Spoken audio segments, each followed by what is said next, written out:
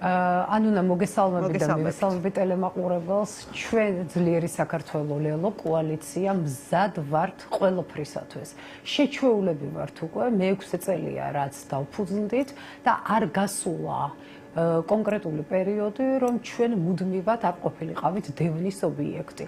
ასე იყო 2019 წელს, ასე იყო 2020 წლის არჩევნების პერიოდში, ასე იყო 2024 წელს, ასე იყო 2025 წელს და ახლაც ასე არის.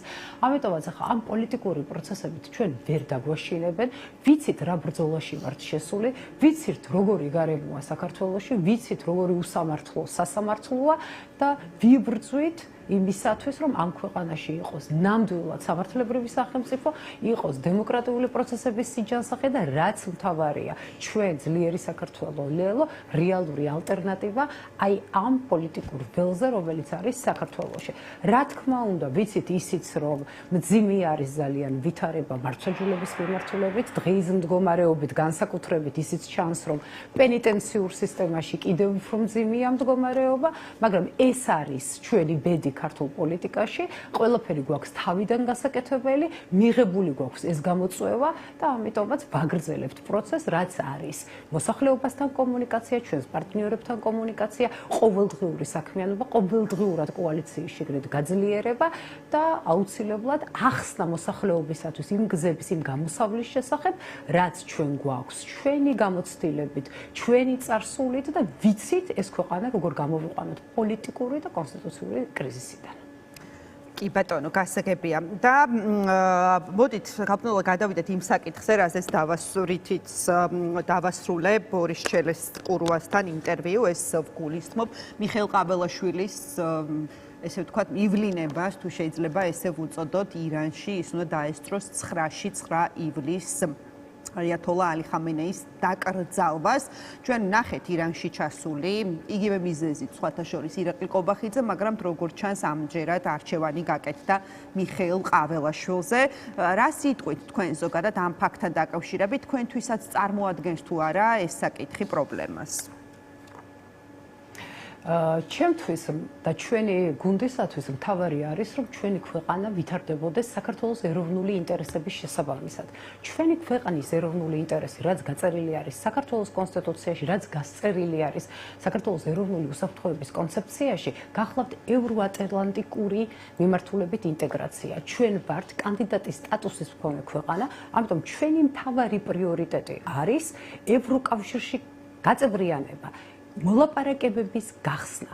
ნებისმიერ სახელმწიფოსთან ჩვენ ვამბობთ, რომ თანამშრომლობა არის ნორმალური, ვამბობთ, რომ საინტერესოა ასევე ეკონომიკური თვალსაზრისით ურთიერთობა ჩინეთთან, ცენტრალური აზიის ქვეყნებთან, სხვა რეგიონალური პარტნიორობა, მაგრამ პრიორიტეტი ჩვენთვის, რა თქმა უნდა, არის ჩვენი მთავარი ეროვნული ინტერესი, იმ ქვეყნებთან ურთიერთობა, რომლებთანაც სამწუხაროდ და ქართული ოცნების ძალიან მძიმე პოლიტიკური შეცდომების გამო დღეს სტრატეგიული პარტნიორობები არ გვაქვს, რომელიც გახლავთ ამერიკის შეერთებული შტატები, დიდი ბრიტანეთი, როგორც არაწევრი ქვეყანა ევროკავშირის სხვა წევრებთან.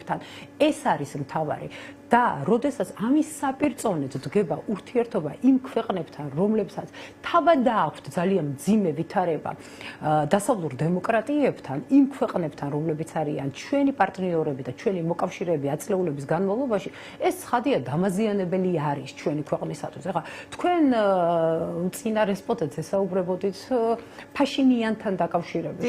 ფაშინიანის როდესაც ხელისუფლების წარმომადგენლები ამბობენ ამას, რომ რა პრობლემაა მაშინ ფაშინიანიც რაღაცა პრორუსია, პროირანელია, ესეთი ის ჰქონდათ არგუმენტები. ესეთ რა არის, ხელისუფლების წარმომადგენლებს ვურჩევდი, რომ კარგად გაეცნონ სომხეთის გეოგრაფიას, კარგად გაეცნონ მის ურთიერთობებს, კარგად გაეცნონ იმ ურთიერთობას, რაც მას ირანთან აქვს და როდესაც საუბრობენ ფაშინიანის კონკრეტული მიმართულებით გადადგმულ ნაბიჯებზე, მაშინ ისაუბრონ იმ საკითხზე, რომ ფაშინიანი ელაპარაკება რუბიოს. ფაშინიანთან დღეს სტუმრად არის ურსულა ფონ დერ ლაიენი. ფაშინიანი გახდა ფლაგმანი ამიერკავკასიაში დემოკრატიული პროცესების. მას აქვს ურთიერთობა ყველასთან და რაც მთავარია, მას თავისი ქვეყანა მიყავს ევროკავშირისკენ. ყველაზე კარგი ქოლგა ჩვენი ქვეყნისათვის არის, რა თქმა უნდა, ევროკავშირი, რომელიც არის სუვერენული ქვეყნების გაერთიანება და ყველასი დიდი იქნება, პატარა იქნება ქვეყანა, თანაბარი პირობებია განვითარების, თანაბარი დაცულობა, თანაბარი უსაფრთხოება, თანაბარი წვდომა იმ ფასეულობებზე, იმ სიკეთეებზე, რაც ახლავს ევროკავშირს და რა თქმა უნდა, ევროკავშირის წევრობა არის რეალური მშვიდობა, რომელიც ჭირდება ჩვენ ქვეყანას. ეს არის ქოლგა უსაფრთხოების და რაც თავარია, ძლიერები ვართ მაშინ, როდესაც გვყავს ძლიერი პარტნიორები, ძლიერი მოკავშირეები. ჩვენი ქვეყნისთვის თავარი ძლიერი პარტნიორები ვინ არიან? ამერიკის შეერთებული შტატები, ევროკავშირი, დიდი ბრიტანეთი და ინვესტიციების მიხედვითაც აი სუჩავშლით, ვინ არის ყველაზე მთავარი ინვესტორები ჩვენს ქვეყანაში? იწყება დიდი ბრიტანეთით, შემდეგ მოდის ამერიკის შეერთებული შტატები, შემდეგ მოდის ნიდერლანდები, შემდეგ მოდის კუნძულები, შემდეგ მოდის აზერბაიჯანი, მოდის გერმანია და შემდეგ მოდის სხვა ქვეყნებიც. და ამიტომაც გადახედეთ ქვეყნები, რომლებიც უსაფრთხოებას იცავენ, ჩვენი ქვეყნის ტერიტორიულ მთლიანობას იცავენ, ჩვენი ქვეყნის სუვერენიტეტს ცემენ პაწევს, ჩვენი ქვეყნის კულტურულ იდენტობას იცავენ, ჩვენი ქვეყნის ოკუპაცია არ განუზრახავდათ, მათი ჯარები არ დგას საქართველოში და ისინი რეალური მეგობრები არიან. ცხადია, გეზი, მთავარი პრიორიტეტი უნდა იყოს იმისაკენ, რომ გავხდეთ ძირძველი ევროპის ნაწილი. ეს არის ჩვენი ბუნებრივი მდგომარეობა, ეს არის ჩვენი არჩევანი და ამისკენ მივისწრაფვოდით ამდენი ხნის განმავლობაში და ეს რაც მთავარია არის ჩვენს ოჯახებში მეტი სიკეთე. აი დღეს, როდესაც საუბრობენ ეკონომიკურ ვითარებაზე, უმძიმესია მდგომარეობა 2025 წლის სტატისტიკა გამოქვეყნდა და აი ამ სტატისტიკაში სოციალურად დაუცველთა ბაზაში არის 379.000, ანუ 380.000 ბავშვი. ყველაზე მძიმე ის არის, რომ 23.000 ახალი რეგისტრაცია, ანუ ბავშვთა შიმშილი იზრდება. ყავს უფასო სასადილოების ბენეფიციარები, რომლებსაც კვლავ კვებავენ ლარი და 13, ლარი და 16 თეთრით. ეს ხო სამარცხვინო ვითარება. მაშინ, როდესაც ხელისუფლების მაღალჩინოსნები ყოველდღიურად მდიდრდებიან და მათთან დაახლოებული პირები, და ამას ჩვენ კი არ ვამბობთ, მხოლოდ სახელმწიფო უსაფრთხოების სამსახურო ყოველდღიურად თავისი ბრიფინგებით ანტიკორუფციული სააგენტოდ გვეუბნება, რომ ამ ქვეყანაში თურმე ბიუჯეტის ქურდები ყოფილან ყველა მაღალი თანამდებობის პირები და ახლა მაღალ თანამდებობის პირებს ვერ ვამბობენ, იმის ქვემოთ რა არის, ხო ჩაშლა და ამ ვითარებაში გეუბნებიან, რომ ყვებავთ უფასო სასადილოს ბენეფიციარს ლარი და 10 და ლარი და 15 თეთრი და იმასაც იპარავენო და აი რაზე არის სხვა მხრივ ლაპარაკი, ხო?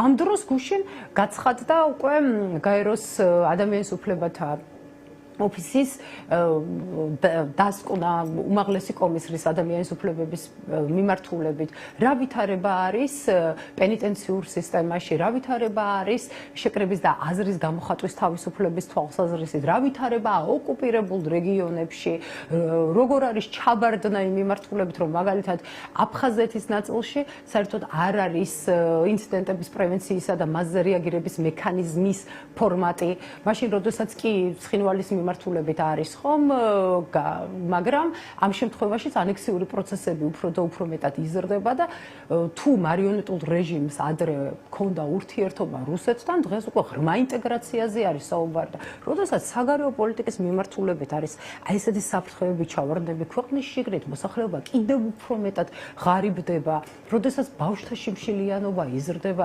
როდესაც განათლების მიმართულებით აი წაკითხulis გააზრება უჭირს ჩვენ ახალგაზრდა თაობას და აბსოლუტურად არის ამოვარდნილი ყველანაირი სივრციდან სიტუაცია, ამ დროს გვეუბნებიან ყოველდღიური ბრიფინგებით, რომ ვიღაცები თურმე რაღაც არანორმალურ კმაყოფილებაში არიან.